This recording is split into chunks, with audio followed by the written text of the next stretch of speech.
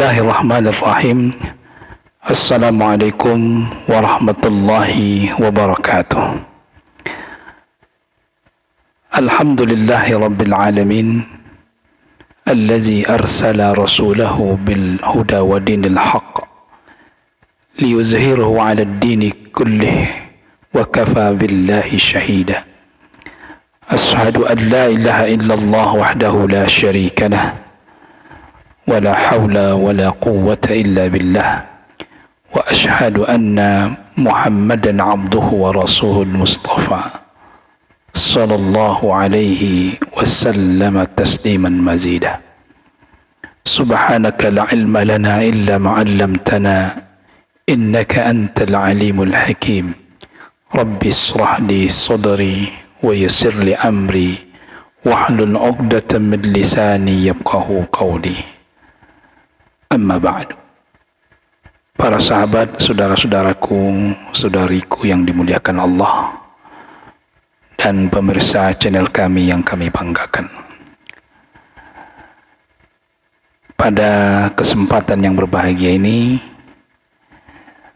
kita akan membahas tentang rasa bersalah.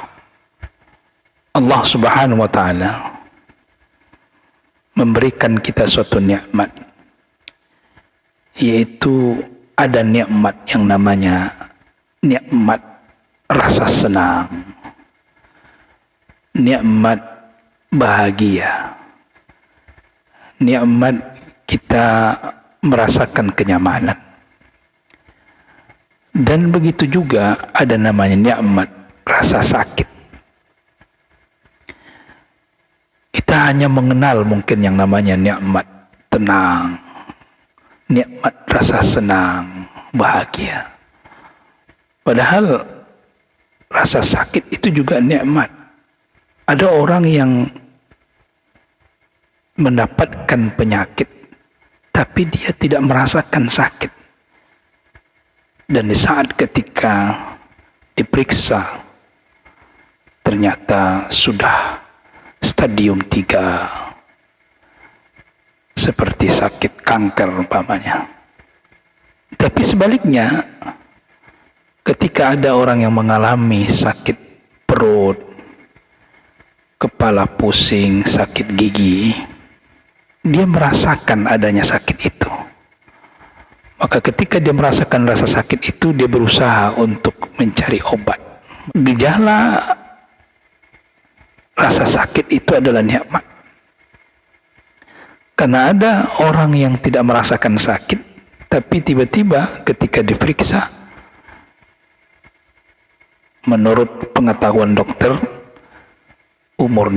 usianya tak lama lagi. Karena dia lalai memeriksakan kesehatannya, melaporkan kesehatannya, atau memeriksakan fisik tubuhnya. Karena dia tidak merasakan sakit itu tadi. Tapi sebaliknya ketika merasakan sakit, maka kita berusaha untuk mengobatinya. Begitulah Allah Subhanahu wa Ta'ala memberikan anugerah kepada kita, baik itu rasa senang maupun rasa sakit, baik itu rasa bahagia maupun susah. Itu sebenarnya nikmat. Tergantung kita memandangnya dari segi mana. Karena kebanyakan manusia, wa ammal insanu idza mabtalahu rabbuhu fa akramahu wa na'amahu fayaqulu rabbi akraman. Apabila diuji dengan cara Allah memuliakan dan memberikan nikmat kepadanya, maka manusia itu mengatakan, Allah, Tuhanku, memuliakanku.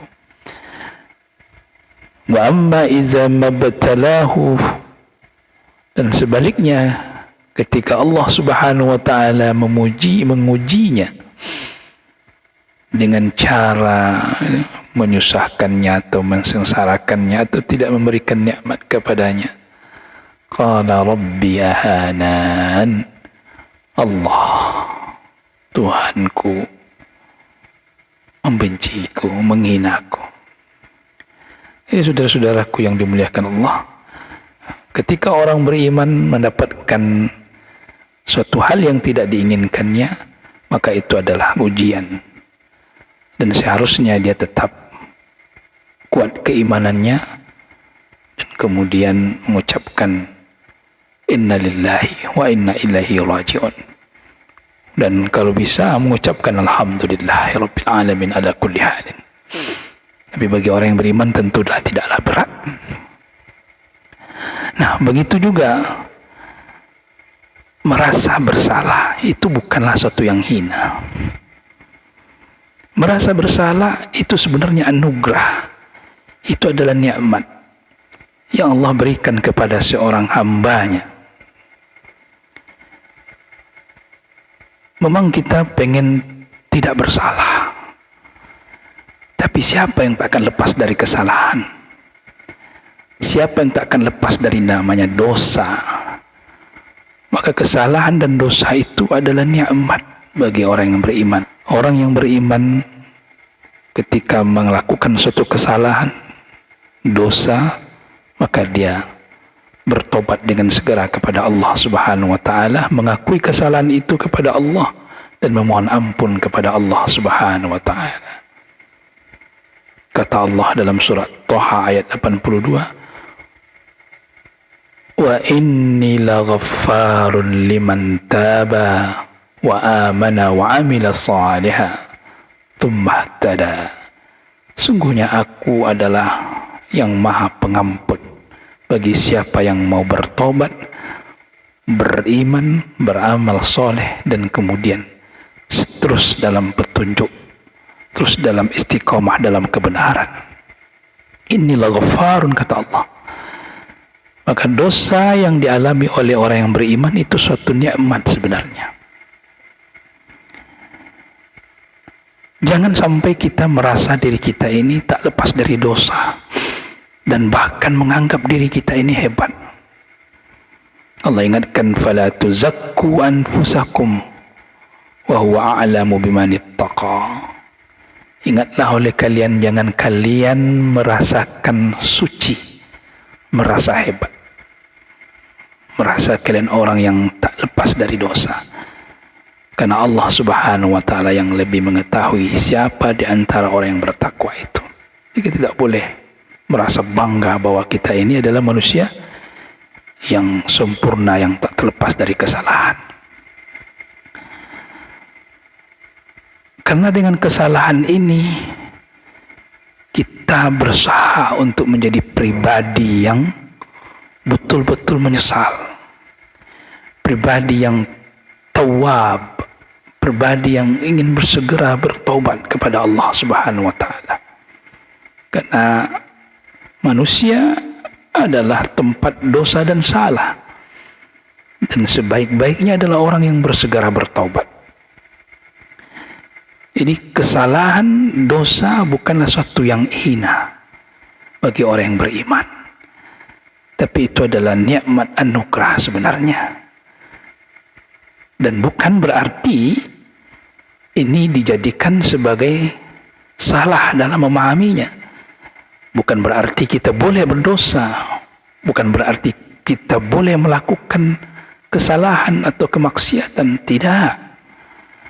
Tapi di saat orang beriman melakukan dosa, maka itu bukanlah satu kehinaan, karena ada peluang untuknya bertobat kepada Allah Subhanahu wa taala, tempat sandarannya yang maha pengampun, yang maha penerima taubat.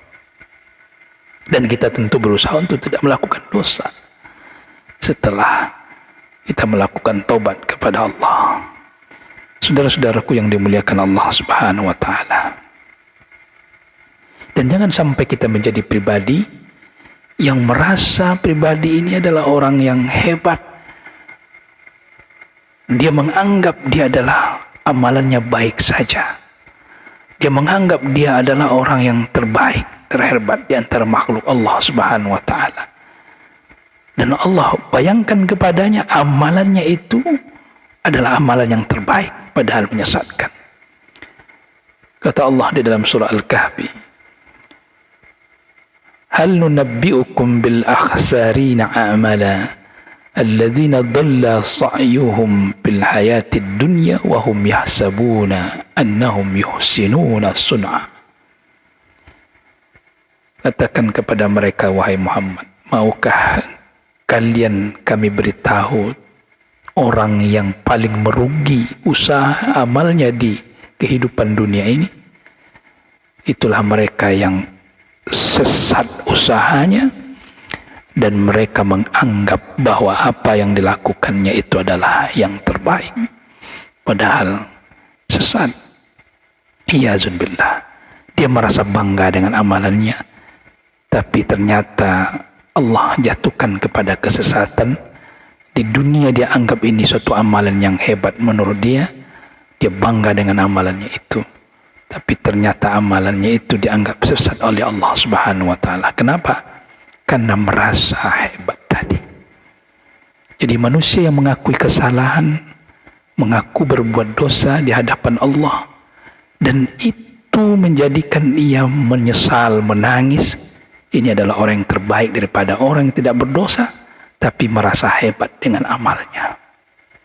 Rasulullah sallallahu alaihi wasallam bersabda, "Laula annakum tuznibuna."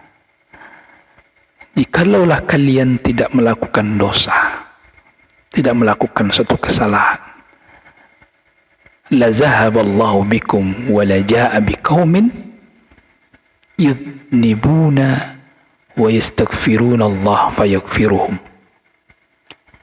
Jikalaulah kalian tidak melakukan dosa, berbuat dosa, niscaya Allah Subhanahu wa taala akan menghilangkan kalian dan akan mendatangkan suatu kaum yang kaum itu dia berbuat dosa, kemudian minta ampun kepada Allah Subhanahu wa taala dan Allah mengampuninya. Saudara-saudara, kalau kita ingin mengharapkan kita tidak melakukan perbuatan dosa, kita tidak berdosa, tidak melakukan suatu kesalahan, tapi ternyata membuat kita sombong, bangga dengan amal kita, maka orang yang berbuat dosa itu lebih baik daripada orang ini.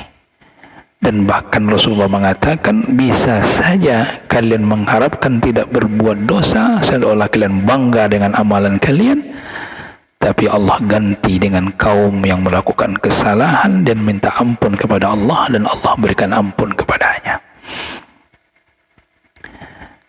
Ibnul Qayyim rahimahullah ta'ala dalam kitab beliau Tariqul Hijrataini, beliau mengatakan, iza aradallahu khairan bi'abdi, apabila Allah menginginkan kebaikan kepada hambanya, maka Allah Subhanahu wa ta'ala sallabah, menarik, mengambil rasa atau keinginan untuk melihat amalnya itu baik,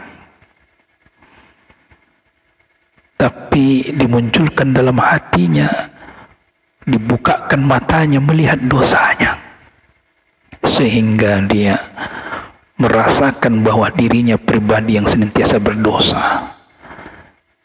Dan pada akhirnya orang ini akan terus membaguskan amalannya tanpa dia melihat bahwa amal yang saya lakukan ini hebat,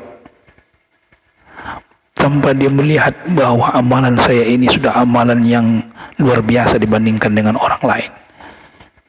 Kalau Allah menginginkan kebaikan kepada seorang hamba itu, kata Ibnul Qayyim, maka Allah hapuskan perbuatan seperti ini. Allah tanamkan kepada dalam dirinya bahwa dia adalah sosok yang berdosa, dan sehingga dia menjadi pribadi yang terus berusaha menjadi orang yang baik di sisi Allah Subhanahu wa ta'ala. Karena kalau ketika dia bangga dengan amalnya, dia lupa dengan dosanya. Salafus salih juga mengatakan, sebagian mereka mengatakan, yadkhulul jannah, masuk surga seseorang itu karena kesalahannya, dan balas sebaliknya, masuk neraka seseorang itu karena ketaatannya atau kebaikannya. Kenapa? Karena ketika ada orang yang berbuat salah dosa masuk surga, waktu waktu dia melakukan kesalahan itu, dia menyesal, dia jatuh sujud kepada Allah Subhanahu wa Ta'ala sambil meneteskan air mata, menyesali perbuatannya, tersungkur dia, dan dia tidak mau lagi berbuat apa yang telah dilakukannya. Dia bertobat kepada Allah. Ini yang membuat dia masuk surga, dibandingkan dengan orang yang tadi merasa tidak bersalah, melakukan kesalahan tapi dia bangga dengan itu, maka orang ini masuk neraka. Rasulullah juga pernah mengingatkan, laula zambu, kalaulah bukan karena dosa yang dilakukan oleh seorang hamba, oleh seorang manusia kepada Allah Subhanahu wa Ta'ala, tapi dengan dosa ini menjadi orang yang dicintai oleh Allah Subhanahu wa Ta'ala. Kenapa? Karena dosa yang dilakukannya itu khairum minat ta'ati, daripada ketaatan, tapi ketaatan itu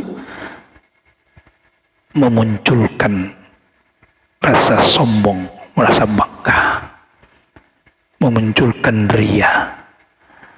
Maka saudara-saudaraku yang dimuliakan Allah, jangan malu kalau kita berdosa. Malulah kalau kita tidak berdosa dan menganggap amalan kita itu amalan yang hebat, bangga dengan amalan itu. Seharusnya terus kita berusaha menjadi pribadi yang baik di sisi Allah Subhanahu wa Ta'ala dengan melihat dosa dan kesalahan kita itu. Jangan remehkan orang berdosa, karena orang berdosa itu bisa saja baik daripada kita dengan tobatnya, dengan penyesalannya. Sementara kita terlena dengan amalan-amalan kita, bangga dengan amalan kita, ternyata amalan kita itu mengandung, memunculkan ujub, rasa sombong, bangga kepada diri kita.